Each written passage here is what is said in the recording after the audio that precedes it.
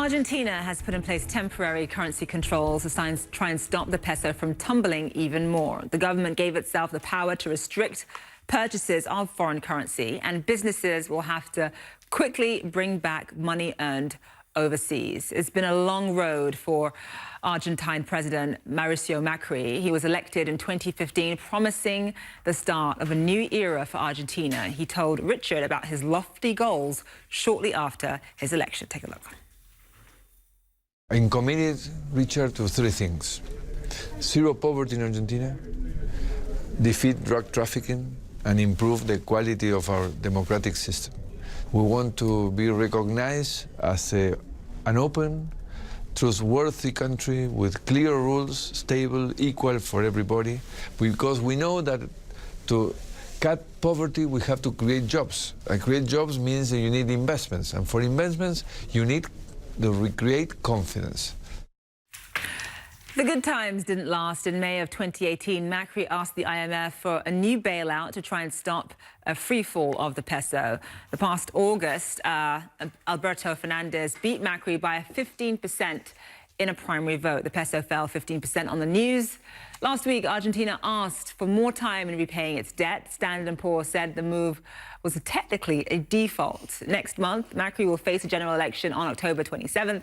He's currently trailing his opponent. Christopher Sabatini is a senior fellow for Latin America at Chatham House.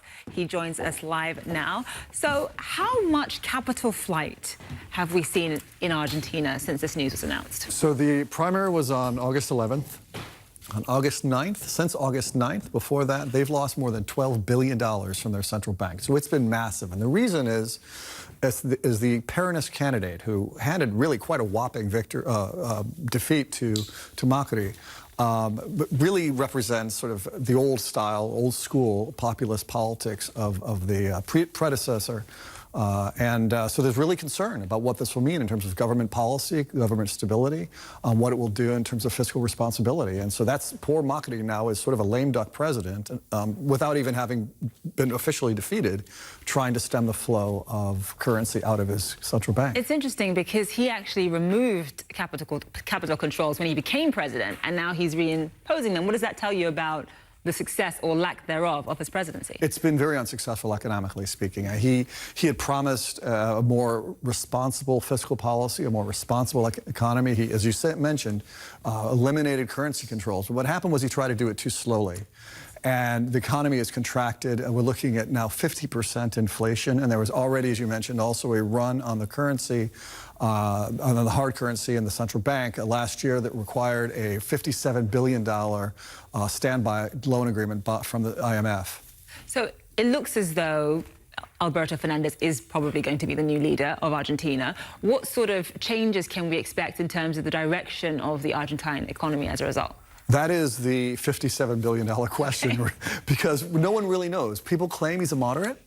He has some moderate elements around him, but his vice president is the former president, or presidential candidate, is the former president who basically unleashed this entire populist, profligate policies on the country. So, and she surrounded herself with a lot of the old guard. So it's going to be a struggle between the vice president and the president. Oh, who really directs this country? And so, you know, investors' skittishness is legitimate and should be taken with a grain of salt, because this is the Fernandez couple, if you will, the presidential and vice presidential candidates have had a very testy relationship with the IMF. So what this will mean in terms of international investors and the IMF's ability to hold them over is really an unknown. And the goal of, obviously, capital controls is to try and shore up confidence in the Argentine economy. Is that going to work?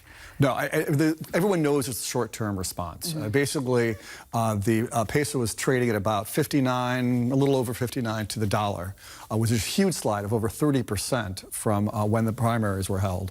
So there's, investors' confidence is hemorrhaging. All they're trying to do is basically shore up the hard currency they have to be able to keep imports coming into the country. But it's really, there's always that element whenever there are currency controls. They have to be eliminated at one point. And when that happens, will there be another run on the bank? And when will it happen? Argentine economy is in major crisis. There's a recession. Inflation's at what? 50? Always been volatile. 50%. 50% or so. All right, Christopher Sabatini, thank you so much. Appreciate you very much. Being with us. There's a new man at the helm of Saudi Aramco as the hype builds up about his upcoming IPO. Yasser Al-Rumayyan is the new